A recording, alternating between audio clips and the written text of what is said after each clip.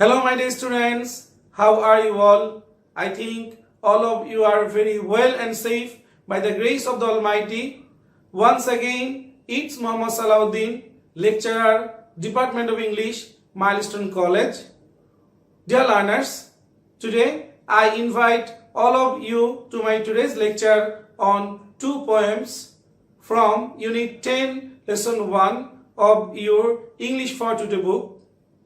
The first one is The Lake Isle of Innisfree by the poet W.B. Yeats, and the second one is September the 1st, 1939 by the poet W.H. Auden. Dear learners, let's start with the poem The Lake Isle of Innisfree by William Butler Yeats, an Irish poet. At first, the background of the poem. During his London life, one day, the poet was passing by a chemist shop and heard a water dropping sound. Suddenly and instantly, he recalled his memory and became nostalgic. This water dropping sound reminded him about his childhood memories of Lake Isle of Innisfree. Now, about the Lake Isle of Innisfree itself. The Lake Isle of Innisfree is a real place near the coast of Ireland. It is actually situated in the county of Sligo of Ireland. It is 5.5 kilometers long and 1.5 kilometers wide. So it is not so big at all. The poet used to go to the lake in his childhood and enjoyed the natural beauty of the lake. Now, the central idea of the poem. In the poem, the poet Yeats presents two contrasting central ideas. Number one, nature versus civilization. Number two, simplicity versus materialism.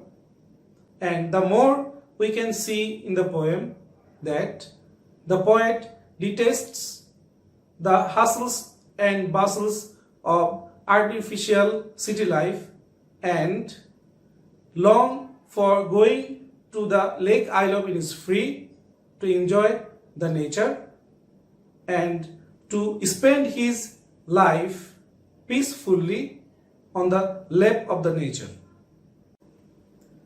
Dear students, তোমরাও কি এই ইট পাথর আর লোহা লক্করের শহরে থেকে থেকে ক্লান্ত শ্রান্ত ত্যক্ত বিরক্ত?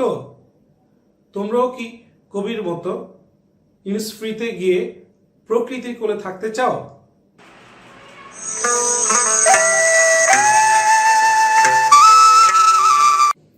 প্রিয় ছাত্ররা, কবির নিজের কণ্ঠে লেক আইল অফ ইনসফ্রির বর্ণনা শুনে কেমন লাগলো? খুব ইচ্ছে করছে লেক আইল অফ ইনসফ্রিতে যেতে? আপাতত চলো আমরা কবিতাটি বাংলা অর্থ সহ খুব ভালো করে বুঝে নিই। এই কবিতাটিতে 3টি স্ট্যাঞ্জা রয়েছে আর প্রত্যেকটা স্ট্যাঞ্জাই যেহেতু একটা আলাদা থিম বহন করে, এজন্য আমরা প্রত্যেকটা স্ট্যাঞ্জাই আলাদা করে ওয়ার্ড মিনিং সহ বুঝে পড়ব। প্রিয় শিক্ষার্থীরা, এবার আমরা উইলিয়াম বাটলার ইয়েটসের লেখা দি লেক আইল অফ ইনিসফ্রি কবিতাটি বাংলা অর্থ সহ পড়ব। এই কবিতাটি মোট 3টি স্ট্যাঞ্জা রয়েছে। আমরা প্রত্যেকটা স্ট্যাঞ্জা আলাদা আলাদা করে বাংলা অর্থ সহ পড়ব। প্রথমে প্রথম স্ট্যাঞ্জা। শুরুতেই ওয়ার্ড মিনিং, কিছু গুরুত্বপূর্ণ শব্দের বাংলা অর্থ। Clay means an earth material, অর্থাৎ কাদামাটি। Wattle means a construction of branches and twigs woven together to form a wall. অর্থাৎ কাদামাটি এবং পাশের কঞ্চি অথবা নল খাগড়া দিয়ে তৈরি এক ধরনের মাটির দেয়াল।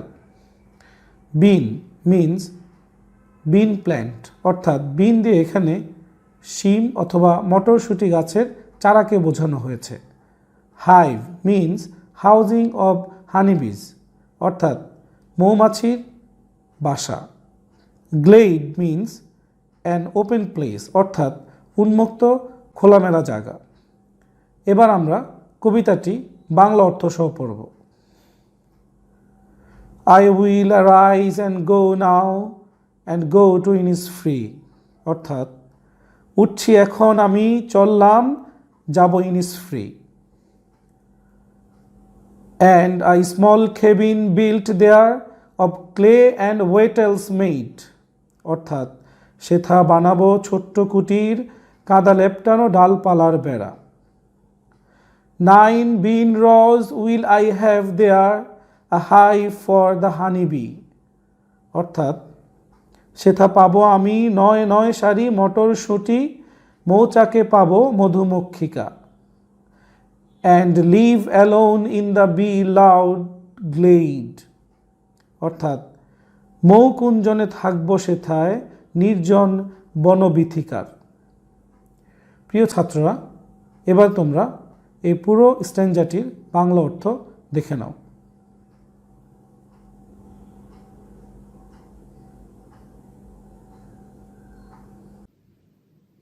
Dear learners, in the very first stanza, we can see the main theme is the biological demand of a person, and that is food and shelter. I think you have understood very well the theme, the word meaning, and the Bengali meaning of the first stanza. প্রিয় শিক্ষার্থীরা, এবার আমরা কবিতাটির দ্বিতীয় স্ট্যাঞ্জা পড়ব। প্রথমেই word meaning. Veil means cover or curtain, অর্থাৎ পর্দা। Cricket means an insect. Cricket যদিও খেলা রয়েছে, কিন্তু এখানে ক্রিকেট মানে এক ধরনের পোকা। Glimmer means faint light, অর্থাৎ হালকা আলো। Purple glow means warmth of purple color, অর্থাৎ পার্পল বা বেগুনি রঙের উষ্ণ আভা। Linnet means a small bird, অর্থাৎ এক ধরনের ছোট ছোট বার্ডকে, ছোট ছোট পাখিকে লিনেট পাখি বলা হয়। এবার আমরা কবিতাটি বাংলা অর্থ সহ পড়ব। And I shall have some peace there, for peace comes dropping slow, অর্থাৎ মিলবে সেখানে কিছুটা শান্তি, আগমন যার ফোটায় ফোটায়। Dropping from the veils of the morning to where the cricket sings, অর্থাৎ প্রভাতের পর্দা ফুঁড়ে ফোটায় ফোটায় আসে সেথা ঝিঝি পোকার গান। There midnights all glimmer and noon a purple glow, অর্থাৎ সেখানে মিটমিট করে জ্বলে মধ্যরাত আর দ্বিপ্রহরের রশ্মি বেগুনির। And evening full of the linnet's wing, অর্থাৎ সেখানে ডানায় ডানায় ভরে সন্ধ্যা নামে আর থাকে শ্যামা গায়কের ঐকতান। প্রিয় শিক্ষার্থীরা, এই পুরো স্ট্যাঞ্জাটির বাংলা অর্থ তোমরা দেখে নিতে পারো।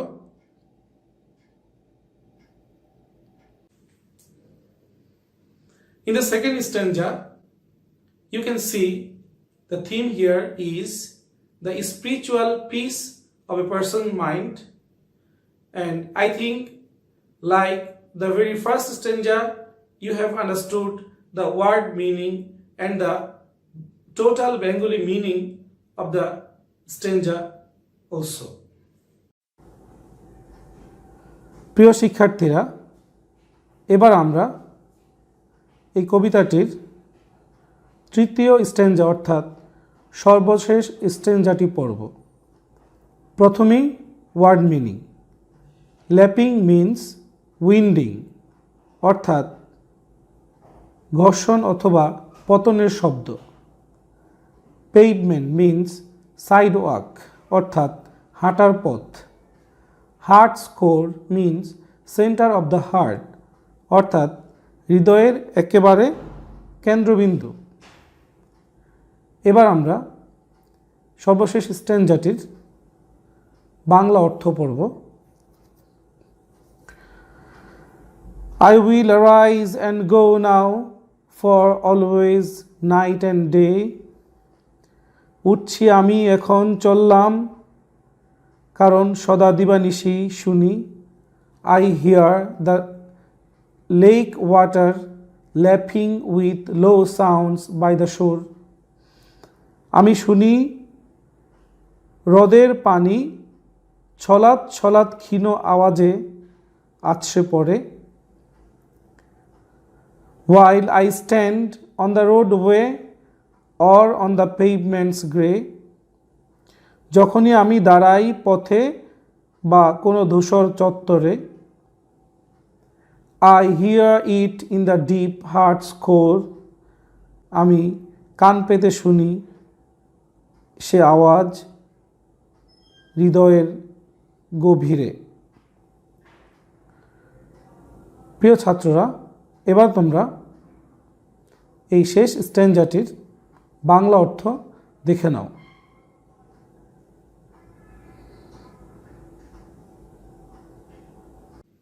Dear learners, in the third or final stanza, we can see here the theme is the union of imagination with reality. In other words, we can say it is the bridge between the spiritual world and the real world. Like the previous two stanzas, I think you have understood the word meaning and the total meaning of the stanza. I think you all have understood very well the word meaning and the total Bengali meaning of the poem. Dear students, now the second poem, September the 1st, 1939, by W.H. Auden, an Anglo-American poet. At first, the background of the poem. On the September 1939, Auden was sitting in a bar in New York, and suddenly he heard the news on radio that Germany crossed the border and invaded Poland. Actually, that was the start of the Second World War. After hearing the news, the poet supposed to smell the death and destruction of the war, and then he took his pen to write this poem. Now, the theme of the poem. Actually, this is a poem of 99 lines and 9 stanzas. In the lesson, we can see only the very first stanza of the poem, and the theme of the first stanza deals with the war and the futility of war. We can see also that as a poet of love and peace, the poet expresses his hatred to the war and the people who are responsible for the war. Dear learners, now let's move to the poem. এখন আমরা কবিতার এই লাইনগুলো শব্দার্থ সহ এবং বাংলা অর্থ সহ ভালো করে বুঝে পড়ার চেষ্টা করব। প্রিয় ছাত্ররা, এবার আমরা W.H. অর্ডেনের লেখা সেপ্টেম্বর দি 1st, 1939 কবিতাটি বাংলা অর্থ সহ পড়ব। এই কবিতাটি মূলত 9 স্ট্যাঞ্জা সম্পন্ন কবিতা এবং প্রত্যেকটা স্ট্যাঞ্জাতে মোট 11টি করে সর্বমোট 99টি লাইন রয়েছে। আর আমাদের টেক্সট বইয়ের সিলেবাসে প্রথম স্ট্যাঞ্জাটি অর্থাৎ প্রথম 11 লাইন অন্তর্ভুক্ত করা হয়েছে। এই 11 লাইন আমরা এখন বাংলা অর্থসহ পড়ব। প্রথমেই প্রথম 4 লাইনের কিছু গুরুত্বপূর্ণ word meaning. Dive means bar or night club. Fraught means anxious অর্থাৎ দুশ্চিন্তাগ্রস্ত। ক্লেভার মিন্স স্কিলফুল অর্থাৎ চতুর। এক্সপায়ার মিন্স টু টার্মিনেট অর্থাৎ নিঃশেষ হয়ে যাওয়া। এবার আমরা প্রথম 4 লাইন বাংলা অর্থসহ পড়ব। I sit in one of the dives on 52nd Street অর্থাৎ 52 নম্বর স্ট্রিটের কোন এক বারে অর্থাৎ পানশালায় বসে আছি। আনসার্টেইন অ্যান্ড আফ্রেড অনিশ্চিত এবং ভীত সন্ত্রস্ত হয়ে। As the clever Hopes expire যেহেতু আমাদের সুচতুর আশা আকাঙ্ক্ষাগুলোর মেয়াদ ফুরিয়ে যাচ্ছে।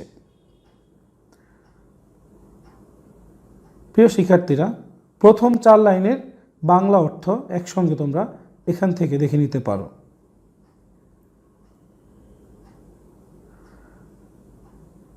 এবার আমরা পঞ্চম থেকে অষ্টম লাইন এই 4 লাইনের কিছু গুরুত্বপূর্ণ শব্দার্থ দেখে নিই। ডেকেড মিন্স 10 ইয়ার্স অর্থাৎ 4 বছরকে একসঙ্গে এক ডেকেড বলা হয়। অ্যাঙ্গার মিন্স রেজ অর্থাৎ রাগ। সার্কুলেট মিন্স টু স্প্রেড অর্থাৎ ছড়িয়ে দেয়া। Darkened means made dark অর্থাৎ অন্ধকারাচ্ছন্ন করা। এবার আমরা এই 4 লাইনের বাংলা অর্থ পড়ব। Of a low dishonest decade অর্থাৎ জঘন্য অসৎ দশকের। Waves of anger and fear রাগ এবং ভয়ের ঢেউ। Circulate over the bright and dark and lands of the earth ঘুরছে উজ্জ্বল ভবিষ্যতের উপর এবং এই পৃথিবীকে ঢাকছে অন্ধকারে। প্রিয় ছাত্ররা, আরও ভালো করে বোঝার জন্য তোমরা এই 4 লাইনের বাংলা অর্থ এখান থেকে দেখে নিতে পারো।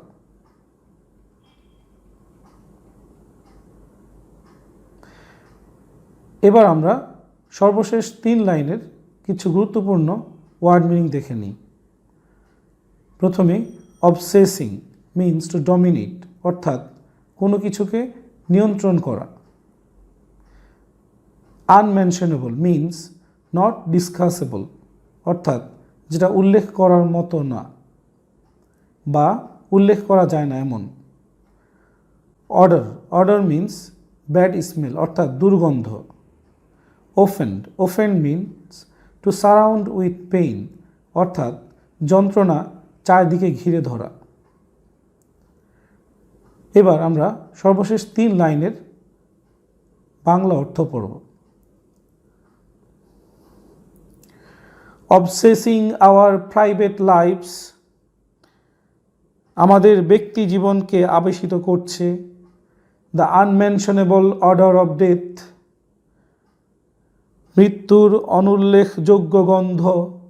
ওফেন্স দ্য সেপ্টেম্বর নাইট এই সেপ্টেম্বরের রাতকে যন্ত্রণাদায়কভাবে ঘিরে রেখেছে। প্রিয় শিক্ষার্থীরা, এবার তোমরা এই 3 লাইনের বাংলা অর্থ এখান থেকে ভালো করে দেখে নিতে পারো।